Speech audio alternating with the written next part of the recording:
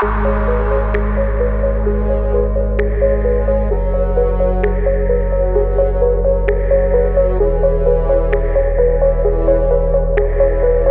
Nifty எடுத்தேன். But bank Nifty கரெக்டான entry எடுக்கல. இருந்தாலும் ஒரு சில தவறுதனால வந்து ஸ்டாப் லாஸ் போட்டு எக்ஸிட் ஆக வேண்டியது வந்துருச்சு.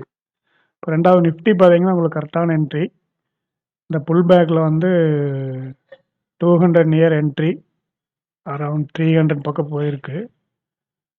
பட் ஃபர்ஸ்ட் ஒரு ராங் ட்ரேட் எடுத்தனால ப்ராஃபிட்ல கட் பண்ண வேண்டியது வந்துருச்சு.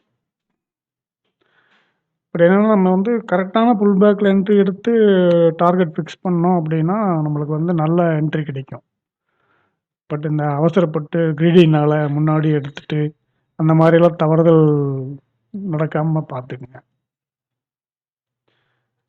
இப்ப இன்னைக்கு அரவுண்ட் பார்த்தீங்கன்னா, என்னோட இது இதுதான்.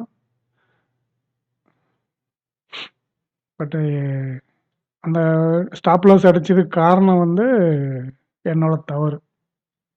அது கரெக்டான என்ட்ரி கிடைக்கிறப்ப நம்ம வெயிட் பண்ணி பொறுமையா எடுத்தோம் அப்படின்னா, நம்மளுக்கு வந்து ஸ்டாப் லாஸ் வர்றதுக்கு சான்ஸ் கம்மி தான். ஒரு 90% நம்ம வந்து சக்ஸஸ்ஃபுல்லா இருப்போம்.